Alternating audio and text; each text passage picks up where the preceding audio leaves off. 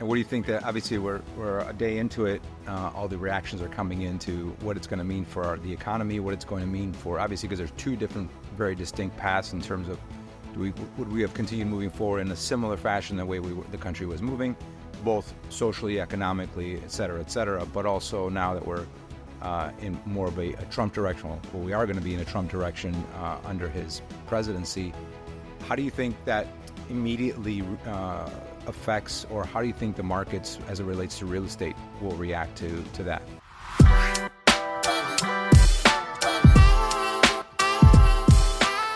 Hey, Alex, good morning.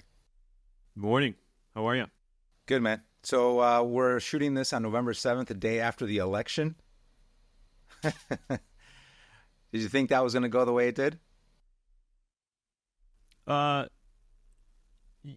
In a way, yeah. I don't know if we spoke about it last week, but I watched the markets and the equity markets, and also some other stuff that I follow seemed to indicate that it was going to be a Trump win. So I kind of try to pay attention to truth or history. And so anyways, it wasn't surprising, but it definitely was a little bit of a nail biter for sure.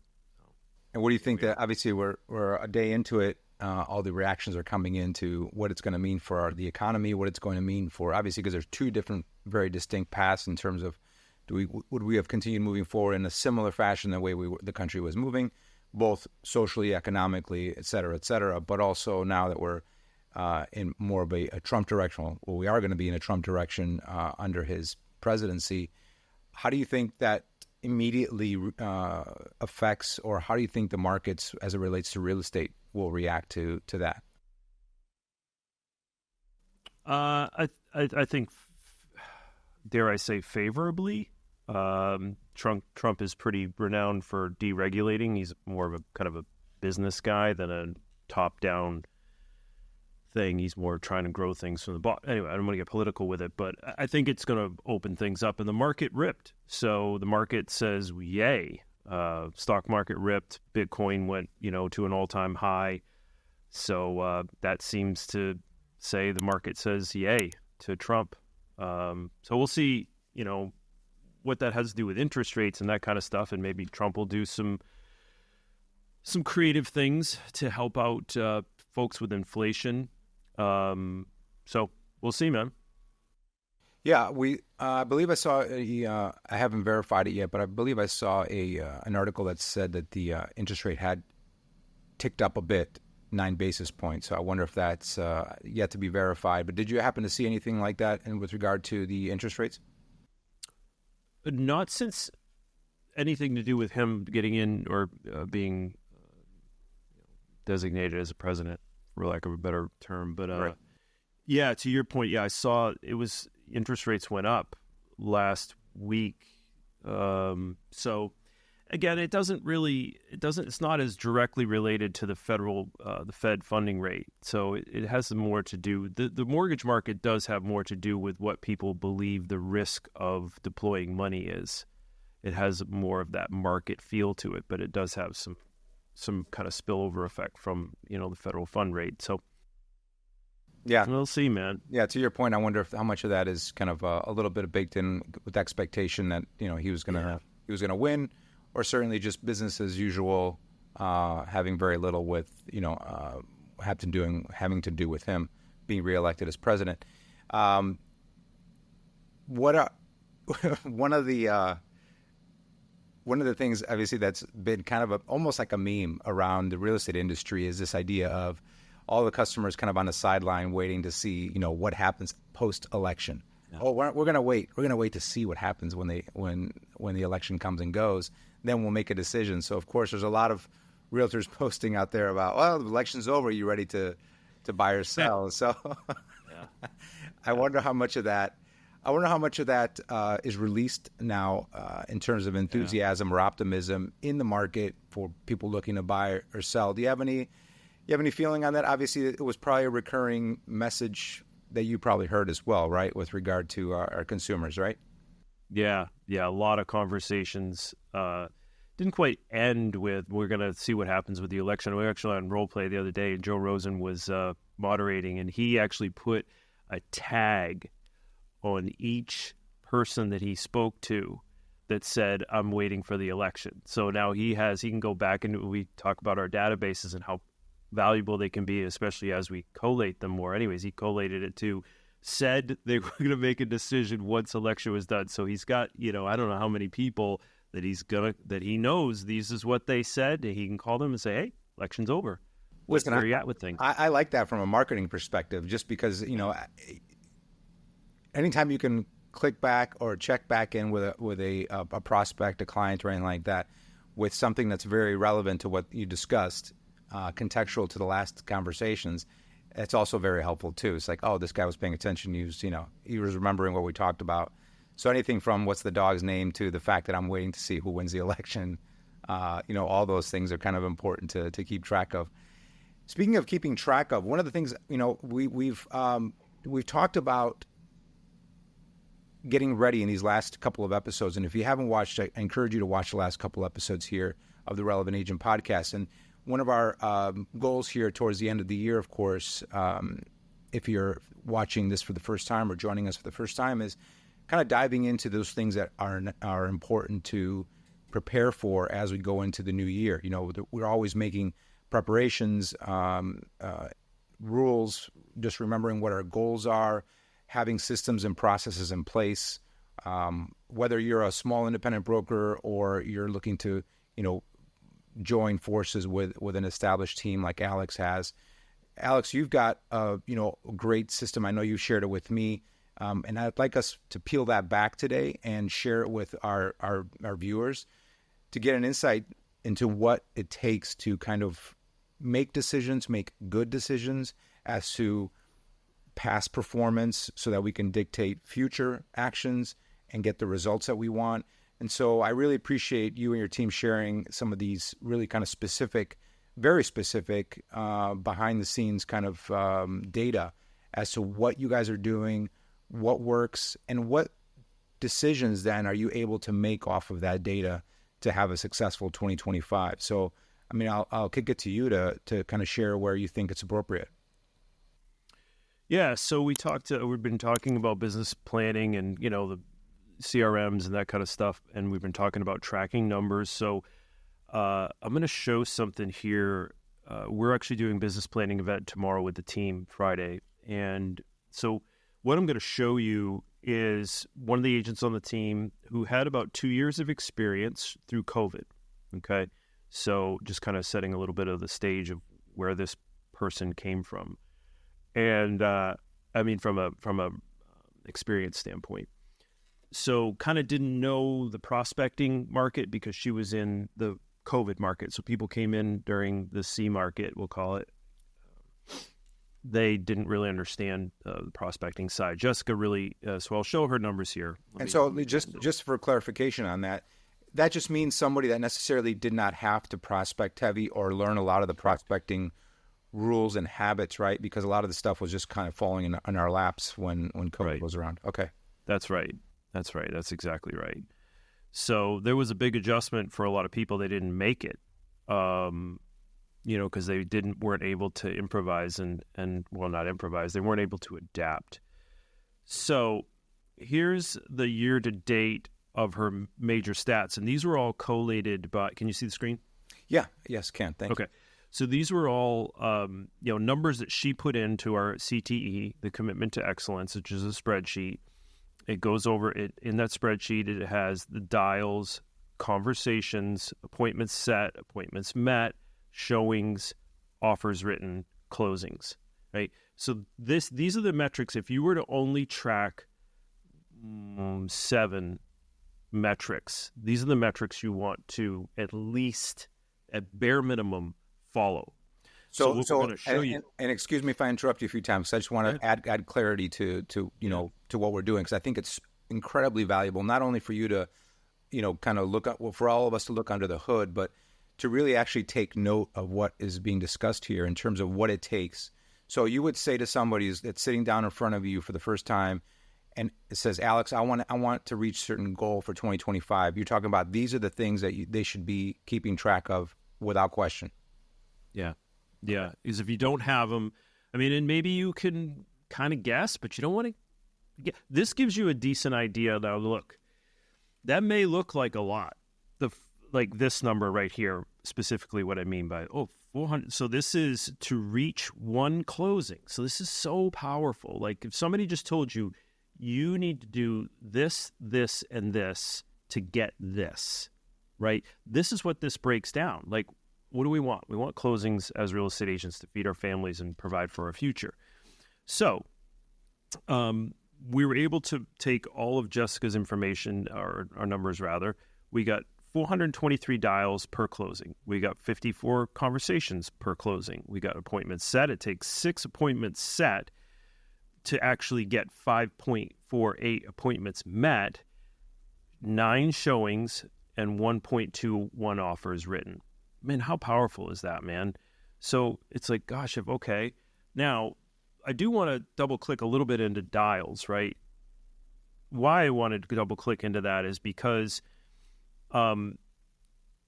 she's doing a lot of different stuff. So some of these dials are like circle prospecting dials, right? These aren't, this isn't broken. Well, we get a little further, we get down into like pay-per-click and referral networks and stuff, but she's got some dials in here that are really cold dials, Eddie, right? So give me an example of some of those cold dials. Like, so you're saying the dials are, that number is a mix of different prospecting, different potential customers. Give me what is sprinkled in here? Just give me some idea. I'll show you. Rather than tell you, I'll show you. Okay. So you see right here, 39 homes sold, buyer sales contract count, right? 27, average sale price, total sales volume, average commission earned, total commission earned for buyers. Listing count, 12. She's getting 1 a month. Average listing price, sales price, because she did a couple of, I think she probably had some rentals in here. I don't know, that seems low. But average commission earned, 2,000. Commission earned for listings, 32,000 total. Total GCI, 230,000. And then less splits. She netted 115,000, and that's year to date. So we still have another 2 months. So she could finish the year, 140,000 or so. So then we get into agent referrals. Like these are agents from outside the area that either called her directly, she built a relationship with, or they came in through our Google stuff, we referred them out. Brivity, we were using Brivity. That's gone, so that's just kind of from last year. That's so warm handoffs. That's like Alex has someone that called him, and I transferred on the phone to her, right? So that's that. Call-ins. So these are different ways that people call us. Google Local Service, but also Google My Business is considered a call-in. Those are really great calls. You're not going to have to make as many of those. PPC, there's our beloved PPC. Units sold, 3. Total volume, referral, paid none. Units sold out of that. Sphere of influence, that's pretty powerful right there.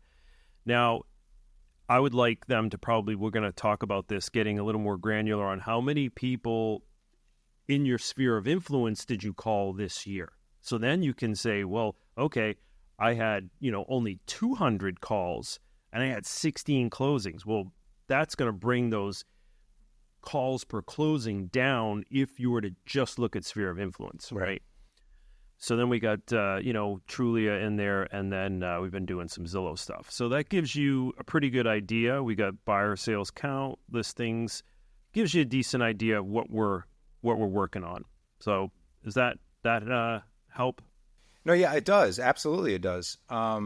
Would you say that's a fair analysis of the majority of your team or the average of your team in terms of how it's all kind of spread out from all the different leads? Yeah, we have different agents that are at different kind of levels. But I would say there's 3 or 4 on the team that really do the work. So it's one thing to kind of do a business plan and then not do the work. And there's another thing to do a business plan and actually do the work. Jessica's doing the work. She comes to role play. We do phone jams every Wednesday. We do calls with me on Thursday. She comes to all the Friday meetings. She's in all the Monday morning meetings, all the market number. Like, she just comes to everything and is fully in. So when you're fully in and you're with a good, system that provides you with opportunities and support, there's the six figures. I mean, that's a pretty good number. And Jessica's having a baby this year. She's got a lot going on, but gosh, she's a boss babe. She goes after it, man. Yeah, I mean I would say that that's one of the greatest, if you just put a number to it, one of the highlight goals for most real estate agents is crossing that six-figure barrier, because then almost regardless of the market that you're in, you're doing okay. You're doing okay, and you're able to provide for yourself and your family. And so, someone that's in that approaching 150. Kudos to her, but as you said, it's a combination of things, right? It's not one thing that she does solely, or one environment that she's exposed to, or she's not by herself. She has a team, and she's committed to showing up to all of the training offerings that you and your team offer, and she's doing the work, and she's following the blueprint. So there's a lot of ands in there, right? And so that's really that's the determining factor. You can do a couple of this and a couple of that, but you're not going to necessarily get to that goal. And I think that's probably the goal for most, wouldn't you say? The number? Yeah, the number. Yeah, I mean, ever since I got into the business, and I'm sure we've talked about it a lot, like making six figures was a big goal. So she's eclipsed that. And, in her first solid year with the team. So sky's the limit for her, because now she knows, hey, here's where the sources where I'm getting the most closings, and I can lean into those. These other sources are bringing, so I do want to, diversify and have different pillars, if you will. So sky's the limit for her. Now she has a blueprint. She knows what works, and now she's just got to continue to go and do what's worked. Do you guys actually sit down and look into the refining that process? So now that you've got something staring at your face that gives you your numbers, your source of your income for the year, do you guys talk about doubling down in a certain area? Oh, you're clearly very good here, or you're having the most success here. Do you peel away things that aren't working necessarily for her, or do you give it another year? I know she's earlier on in her career. Do you suggest giving this process, the way it's laid out, the way you shared it with us today, for 2 or 3 years, and then make a decision as to potential changes? Well, it's up to her. All we can do is say, hey, here's where your business came from, and what do you want for next year? And now you can look at these numbers, and that's what we're doing tomorrow. So I kind of just showed you, the beloved Candace put this all together from our CTE. But now we'll be able to bring this tomorrow. We're all doing a business sitting down, and we have a spreadsheet, right? So it's like, here's my I want to get this many deals from open houses. I want to get this many deals from here. And then you can go back to the numbers and say, well, how many calls or how many connections at an open house do I need to make to get said closing? So to answer your question, like, it's up to Jess. We don't have any, minimum standards for her. It's like, what do you want to do? Hey, you want to make 130, 140 again? Just do it again. Now, the market may change a little bit, so we might get some, I don't want to use the word C word again, but the Trump thing might have a not that effect, not the C effect of craziness. But I think this year, and I use the word easier, Eddie, I think it will be a little bit easier, and I don't like to use that word, but I have. Let's peel that back a little bit. As we'll spend a little time on that today. That was super helpful, by the way, and kudos and thanks to Jessica for her performance this year. I think again that's such a great aspirational thing for so many, and in terms of the number and the income, and not only that is the to me, when I see something like that, it's just. And when I would sit down with agents in the past and guide them and put that blueprint together for them, it's such a sense of calming for a lot of them. And it was certainly for me as a leader. It's just like, this is it. I mean, there's no guesswork. So whether it was a conversation about how they did the previous year, or if they sat down with me for the first time and they really never did any kind of planning, and we orchestrated a plan that was successful for agents in the brokerage before. So obviously, me as a leader would pay attention to taking care of where was the success happening, right? Very much like you. Where are the marketing efforts that are working for the team, the marketing efforts that we as a brokerage were investing in for our agents, what was working best, and then be able to share that for someone who was brand new and really didn't have anywhere to start from. And so that blueprint was always changing a little bit based on what was being successful at the moment. And so just my point in bringing this up is just it's such a calming and empowering moment, because it's like, this is what I need to do. I mean, it's not guessing. And sometimes it's very hard to be inside of real estate, because if you're by yourself or you don't have a lot of support, guessing can really be detrimental to your career, because there's so much being thrown at you that could potentially work. That, they're asking for your credit card every single month. That this is the best thing and this is the best thing. But once you have a plan, and once you see it take shape and you get results after a year of following that plan, that adjustment, and it's just nice and clear. I mean, you just sleep better at night, as opposed to feeling like you're a lone wolf in the real estate space. Yeah. You mentioned something there, I think, and I watched the podcast yesterday, and it just kind of illuminated the concept for me again. And I think what you brought up about it, calming effect, is when you have clarity, like, you can see things. And I kind of equate it to, like, if it's dark in a room and you don't know that they're not to be afraid of the dark, it can be a little discombobulating in a way, but when you get some light on things and you get some clarity, to your point, yeah, there's a lot of calm that comes from that. Now, one of the pitfalls that I have seen people fall into is doing one of these business plans and then putting it in a drawer and never looking at it again. You got to have your goals in front of you. You got to be clear on what you got to do, and then you got to have the discipline to actually do it. So, but I think you make a great point. It adds clarity and it adds some calm, and that's, we all want to be at peace. So. Absolutely, because it is a very hectic business on its own. So when you're operating inside the business and doing all the things that are required of you daily in real estate, that is very busy. That is very emotional sometimes, with dealing with other people and their expectations, your customers, and I'm here one minute and I'm here the next. Those practical day-to-day things that happen inside the world of real estate, being a real estate professional, is enough on its own. So at least to be able to fall back or know that you are supported by a well thought out plan that, to your point, you are visiting on the regular, whether it's in a book, a journal, a spreadsheet, a note on your phone, or many notes on your phone. Or me, I was always fond of, and even still in the studio, I've got whiteboards everywhere, because I just like to keep track of everything. Where was this and how did that work? And it's so important to revisit that in order to be successful moving forward. Well, listen, again, I appreciate that. So if we for a minute think about, I want to drill in a little bit more about what the expectation is for real estate in the coming year. So the administration, some will say, will make a big difference. Others will say it won't make a big difference. But you alluded to something earlier, and you said, you feel like it's going to, I don't know what word you said necessarily, but unlock or certainly move the market, I think maybe was the word you used.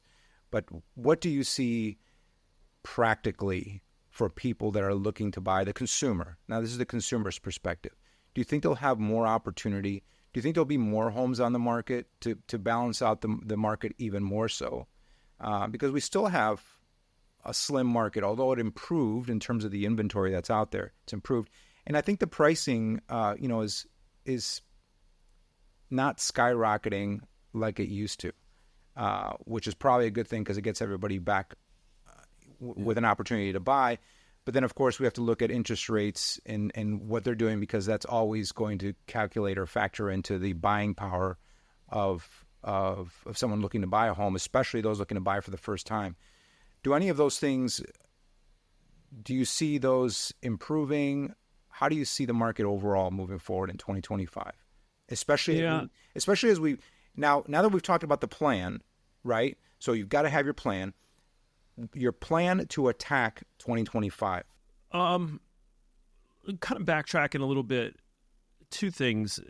Yeah, inventory has risen, right? And we're actually in some, depending on the type of property and price point, we're actually in some buyers markets within our kind of micro market down here in Southeast Florida. I did a presentation last week on kind of the national housing situation. And across, actually, Florida is right on average with the average sale price of a single median income family home. I think that, back to kind of the deregulation, a lot of people aren't there's an inventory thing of well-priced homes for a lot of people. I think it's like 60% of Americans have interest rates under 4%. So almost think of that whole set of people as inventory that's probably not going to come on the market unless those people have a really big reason to move, job transfer, something significant, because they're not going to let go of that lower interest rate. Okay. So that's going to keep a certain amount of property off the market until those interest rates come down, which I do think probably, we can get into the Fed isn't politicized or anything like that, but the president does have some influence over who the Fed chairman is. And, he may ask Chairman Powell to step down. They don't fire them. They kind of have some political leverage there. And he may appoint somebody who's a little bit more, let's use the word liberal in their fiscal approach, meaning they'll probably lower interest rates. If Trump would like that, because he's a stock market guy and he's a real estate guy. So all his friends are stock market people and real estate people. So they're going to like lower interest rates, and I think he's going to push for that. Furthermore, I think that the deregulation across the nation may do some federal stuff that may loosen up land purchases, regulations around building, which he might be able to bring more inventory on the market from the builders, which would have potentially lower interest rates. Because if you go straight to the builder, make sure you use an agent, because they can do some stuff and you can negotiate with the builders. But the point is, they have some pretty attractive low interest rate programs. So if you can bring new inventory on the market and have lower interest rate with that might bolster some growth there. So there's a lot of unknowns. I think there's some mild knowns, and we're just going to have to see how it plays out. But I do have a cautious level of optimism for growth. I'll leave it at that. Yeah, I think I'm on the same page as you are in terms of optimism, but nothing wow, nothing like, groundbreaking or anything like that. And then if I focus in on our immediate market here in Florida, we're still going to continue to, because of geographically where we are and the history around moving to Florida, so especially if you were, someone from up north that is looking to escape the cold, we still get a lot of that clientele, of course, and a lot of that clientele still just writes a check for what they want. So, that's also a big part of the purchasing and purchasing power that happens here in South Florida, when maybe in many other markets they're getting a mortgage. And so I think we're closer to 50-50, aren't we, right now, in terms of cash and financing? I think third quarter was it was more like 65% financing. The cash stuff is still there, but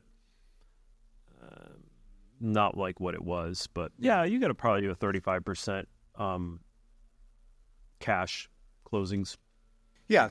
So again, I'm optimistic as to what the Trump effect, whether it's a very direct effect, which typically is not the case, or a more indirect, which is typically the case in terms of how the market reacts and how confident. Because we all know that term, consumer confidence. And so if the consumer is confident about, making a purchase or buying, they're going to do so because they feel it's the right time to do that. And to your point earlier, there's still a lot of that lock-in effect happening with regard to those that hold a very low 2.7, 2.8, 3.5, even 4% interest rate that just financially just doesn't make sense to sell it and get rid of that investment asset, because that's what it is.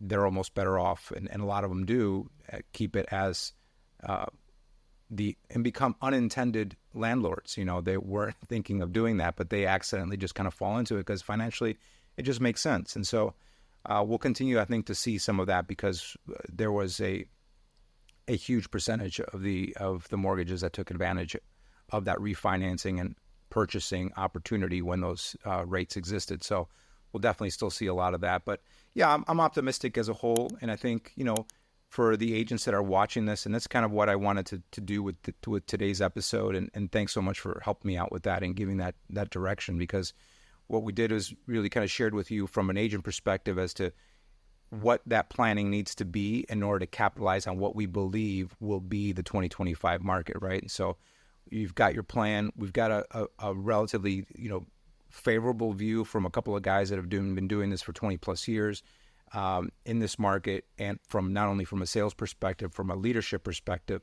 So if you combine those things and we look optimistically towards the future, I think you are certainly going to reach that $100,000 goal that I think is that shiny star that we all, when we first get into real estate, or for those that haven't achieved that goal, kind of aspire to. So yeah, I mean, that's what I wanted to lead with today. I mean, any other closing thoughts on that, Alex? Just kind of something you had mentioned about, to your point, to kind of both of our points, like it's going to take some time to see how things shake out, of course, right? These things, it's a cruise ship, so it's not turning on a dime. But one thing that does kind of turn on a dime, and I mentioned it a little bit earlier, is Bitcoin, crypto is extremely on the edge of which way will things go, because the market trades 24/7, 7 days a week. Now with the ETFs, lots of volume. I don't want to go too much into it, but my point is that the market showed that there was exuberance. It was happy that he got in for that aspect. And I'm not saying crypto has as much to do with real estate as what maybe other people out there think, but I think it's a good indicator of what potentially could be. We don't know, but the market, it busted through an all-time high right around 2:20 a.m., which was pretty much when the election results were definitive. So I think there's something in there. Yeah, there's that correlation there. It's a new asset, it's a new thing, and I'm not some advocate here. Please, this is not financial advice, but I do invest in it. But it's the only indicator that I can see right now that had this actual dramatic effect, right? Like when he was said that he's going to be president, Bitcoin went through the all-time high right there. So, for what it's worth. Yeah. Well, listen, as always, thanks, brother. I appreciate the insight and sharing, and I hope this was very helpful for all of you watching. Again, our show, if this is your first time watching, thank you for watching all the way through. This is the Relevant Agent Podcast, and we love to be able to bring information like this. And as we go towards the end of the year, our goal, as Alex and I have said before, is to kind of arm you with what you need as we go towards 2025 to make you incredibly successful in your real estate career, whether you're just getting started or you're just kind of at a spot where you need to get to that next level. We encourage you to join, and we're going to continue to share content like this. And in the meantime, we wish you all a wonderful day. And Alex, thank you, buddy, as always, and we'll catch you on the next one. Enjoyed it. Thanks, bud.